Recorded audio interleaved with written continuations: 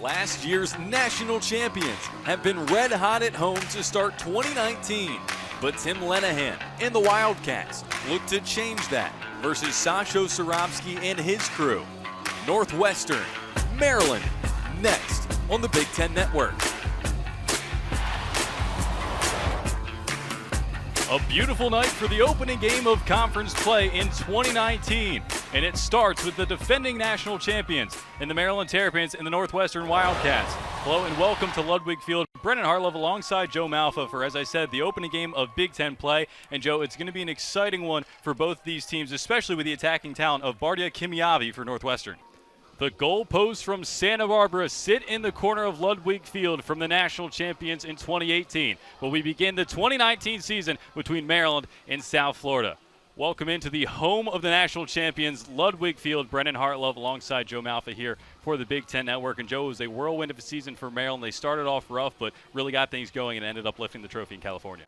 Live from College Park, it's Saturday night for this men's soccer matchup between the Maryland Terrapins and the Cal State Fullerton Titans. Welcome into Ludwig Field. Brennan Hartlove alongside Ben Curtis. And Ben, it is a beautiful night for soccer, much better than it was Wednesday against Rutgers.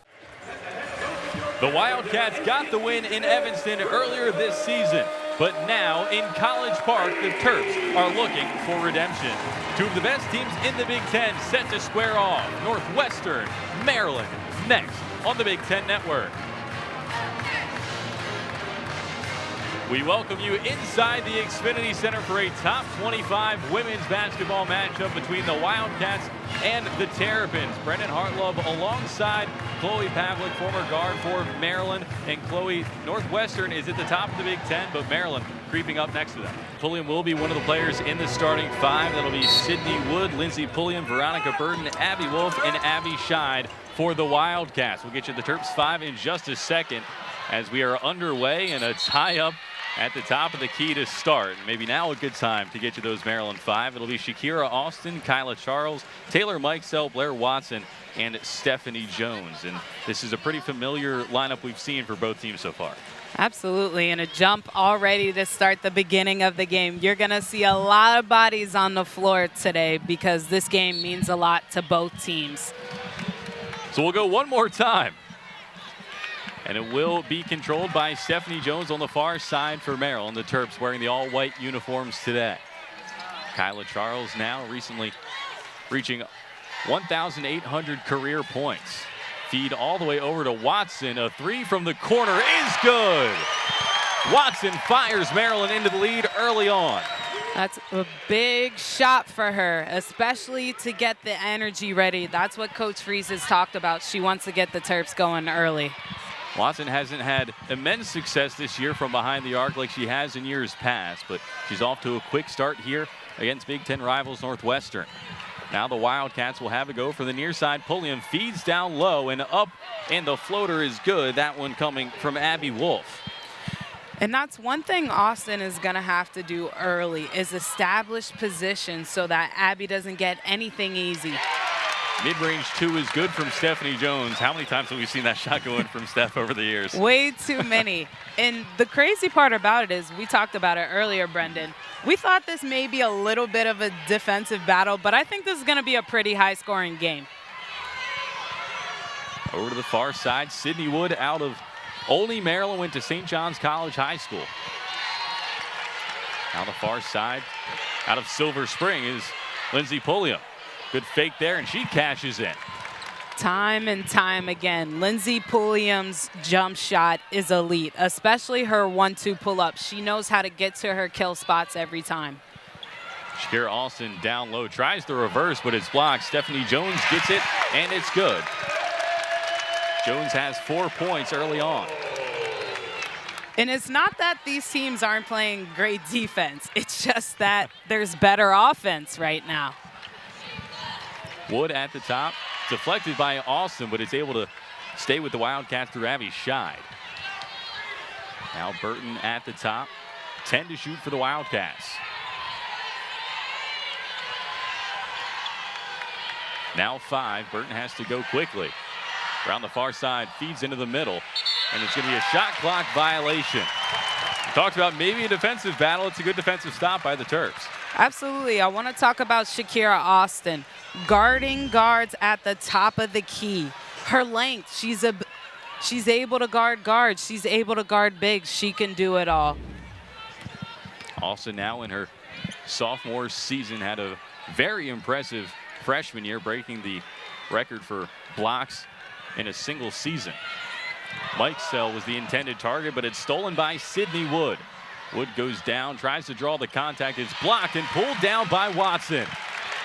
Looking to transition quickly. Watson puts up the floater. No good. Austin the rebound. She fights through traffic down low. And eventually it goes out and will stay with Maryland. I think Austin was anticipating the foul rather than just going up right there. Mikesell on the inbound for the Terps. Lobs it all the way up to Kyla Charles. Charles, a great game last time out. 20 points in the win over Illinois on the road. She misses that one. Austin the rebound, put it on the underside of the rim. Now the Wildcats come away through Veronica Burton, when they call the backcourt burglar. Leads the conference in steals. She steps back a long three and missed that one off the back of the iron. Mikesell corrals for the Terps. Spin things back out top to Watson.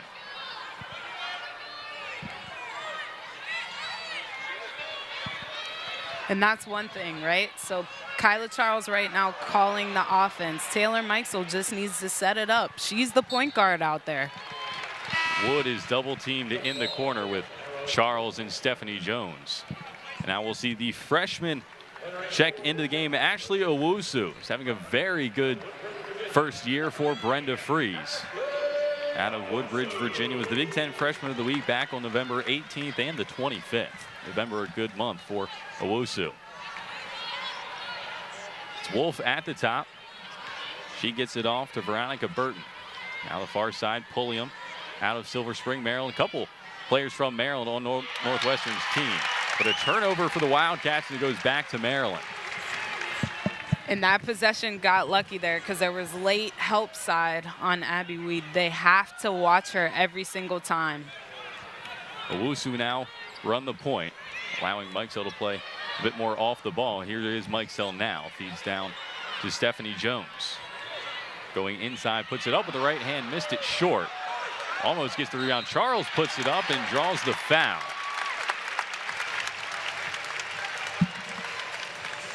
Kyla Charles still scoreless in this game so far, but it's a scoring drought of almost 2.5 minutes for both teams. You know, it doesn't always look pretty, but it works.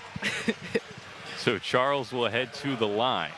Having a very good season, as we mentioned, in her final year. 73% from the charity stripe this season. Good on the first attempt, her first points of the afternoon. And one thing I worried about with Charles, with all these good freshmen coming in and her getting more help, how would she be able to adapt with her game? And she's done a phenomenal job. Down the other way is Burton, had it stripped, and it goes out of bounds. But will stay with the Wildcats under the basket. That's great defense by Charles, not fouling. You see Burton goes down, gets her shoulder in, but Charles just straight up. Shied at the top, defended by Watson. Now Pulliam. Trapped there and goes up to Jordan Hamilton, who recently checked into the game. 10 to shoot for Northwestern. Here's Pulliam, 5 to shoot. Stopped her dribble. Long three at the end of the shot clock, and she banked it in. The bank's open on Sunday, apparently. You got to call that. And a heat check on the other end from Taylor Mikesell. The two teams just trading blows here. Right back at her. When someone shoots on you, you got to go right back at them. And it looks like Mikesell might get pretty hot. Really struggled earlier in the Big Ten season, especially with their three-point shooting, but has really come a long way over the past couple of games. Almost able to steal it there. And shot put up, no good. It's still bouncing around on the near side. Owusu able to keep it in.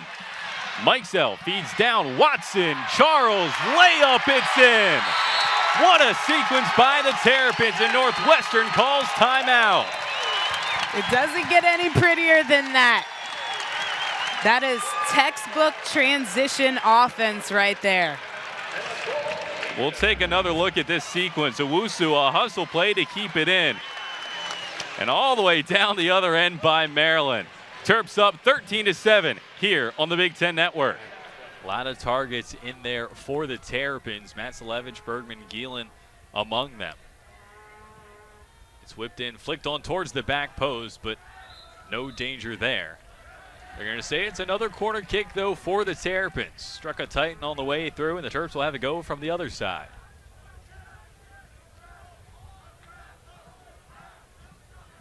There is the captain, Eli Crinali. His older brother, Alex, was an All-American here at Maryland. Also wore the captain's armband. I asked him if there's any kind of brotherly rivalry, and he said not really, but it's always nice to compare. Alex had all the Big Ten championships, but Eli has the national championship ring. Whipped in towards the back post there. Headed up by Bergman. Back into the mixer. Falls down here. A shove from behind, and he points to the spot. A penalty kick coming up for Maryland.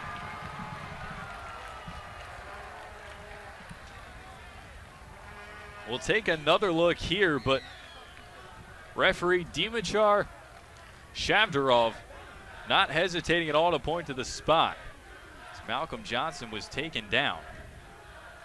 And Eli Crinali, the captain, will grab the ball to take this one. Crinali has yet to take a penalty kick for Maryland in play. The only time the Terrapins have had a PK this season, Johannes Bergman took it and had it saved. But Crinali now lines this one up against Giron. Eli Crinali, the captain, finishes beautifully into the side netting, and the Terps have a 1-0 lead over Fullerton. That's an absolute class penalty taken by Eli Crinali. Goalkeeper guesses correctly, but too much pace on it from the captain, and Maryland jumps out on top. It could not have been placed more perfectly by Eli Crinali. Giron went the right way, but just out of his reach. And Crinali lights up Ludwig here in the first half.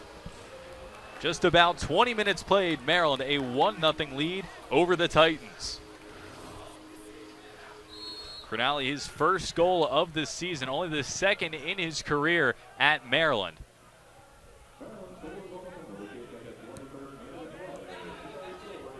Terps back on the front foot now, but it's thumped down. And Bergman gets under it to win the header. Up towards Harris. And Crinali was one of the guys that Sasha Swarovski said, we'll see how much playing time he's able to get tonight. He wasn't able to finish practice yesterday and has struggled with some injuries this season. But he's the one to break the deadlock for Maryland and will trot over to take this corner kick once again.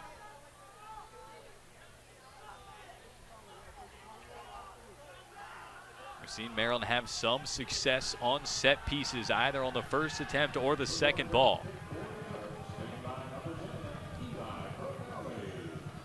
Fifth corner of the match for the Terrapins. Crinali raises the arms and whips it into the middle. Bergman under it, and it flashes just wide of the near post. And it will be a goal kick in the end, despite the protest from the German. 5 corners already, though, for Maryland.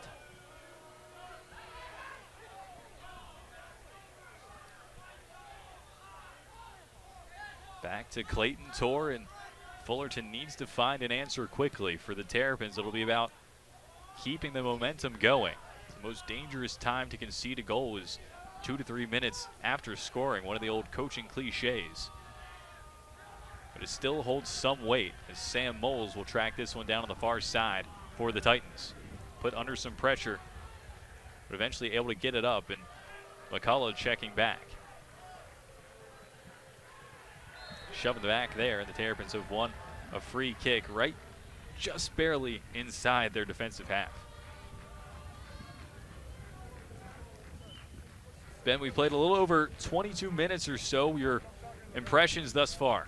Well, Maryland's done a good job for the most part of keeping Cal State Fullerton from where they've been the most dangerous, which is on the wide areas. Yes, Pinzone has had a couple of opportunities, but this is a team that loves to move east-west, as I said, and for the most part, Maryland has kept them from doing that. On the other side, looks like the four-back formation for Maryland, not a problem. Ben and Matt DeRosa have been able to go forward, and Bergman and St. Martin have kept their own in the midfield. Malcolm Johnston has been relatively quiet, but he's facilitating the transition from the defense to the offense relatively well. Justin Geelan has been active. Justin Harris starting to get into the middle of it as well.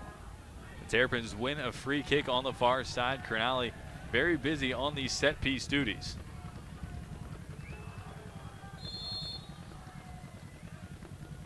Whips it in towards the near post, flicked on. A deflection there as Geelan's on the turf. It slips through, it's cleared off, but it ends up in the back of the net.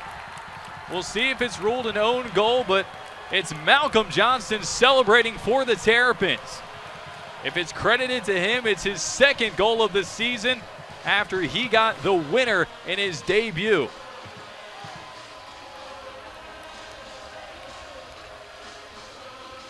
Crenali whipped it in. Johnson there on the attempt, but a Fullerton defender tried to clear it off the line, ended up ricocheting it into the side netting. But nonetheless, it is 2 goals for Maryland on the night and 2 goals on the season for Malcolm Johnston.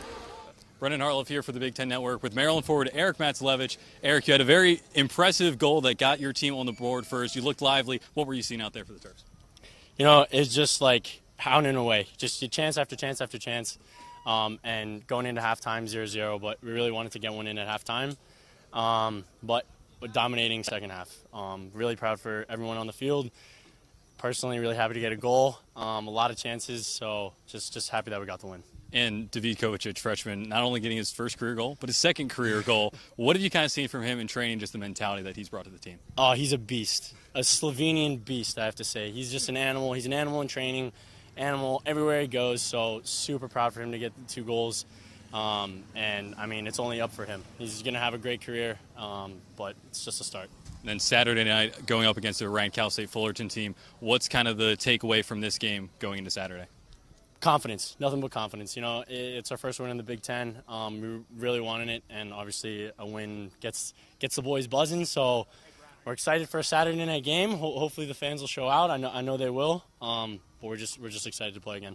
Awesome, Eric. Congrats on the win. Thank you again. Once again, your final score from Ludwig Field: Maryland 3, Rutgers 1. Brendan Hartlove here for the Big Ten Network with Maryland head coach Sasha Shravsky. And, Coach, you guys were able to get 2 goals in the first half, something you haven't done too much in recent games. What did that kind of do to get on the board early? Well, it was a new experience for us. We were not sure quite how to react. But I was really pleased with our guys. I thought, you know, we came ready for a big-time challenge from Fullerton, and we got it. They're a really, really good team. They're very technical and very good in possession, and they really push it. They put a lot of guys on your back line, and I thought our guys did a great job defensively, but also I thought we were quite dangerous on set pieces and in the flow of play, and just a really good victory against a very good team. And then a few positive results at home now. You go on the road to Michigan State. What are the takeaways from these games going back out on the road? Yeah, you know, we've been a slow starting team, I think, in 4 of the first 5 years in the Big Ten for whatever reason, and we seem to get it together. You know, Michigan State's a much better team than their record. They've had some injuries. They're getting some kids back. I think it's going to be a heck of a game, and I think it's important for us to find a way to get some more points on the road if we want to be among the elite this season. All right, Coach, thank you for your time once again. Maryland wins 2-0 here at Ludwig Field. I mean, I love having twin. I know some people like have the reservations about it, but for me, it's like always having someone to do something with. For Maryland soccer, the starting outside backs happen to be twin brothers, Matt and Ben DeRosa. When someone thinks of like a twin as like a best friend, they think of like, all right, I probably wouldn't want to spend my entire life with my best friend. But that's exactly what the DeRosas have done, being almost inseparable since the day they were born. They've spent more than 24 hours apart only once in their lives. Last year, when Ben got sick and couldn't travel to an away game. It's pretty rare to have twins on the same athletic college team. But for Matt and Ben DeRosa, they're 2 of the best players in the nation at their respective positions and won the 2018 National Championship with the Maryland Terrapins. Yeah, it was super cool. Just for our parents, for our whole family, it was just awesome. We've been playing soccer together our whole life, so just to kind of win that on the same field, on the same team was just kind of like a dream come true. Now in their junior year, the DeRosas have started every game for the Terps. And now in the postseason again, they look to continue their success together. It's amazing. It's the best feeling ever. Just walking out for the starting 11 and just having your brother right there next to you. For WMUC Sports, I'm Brendan Hartlove.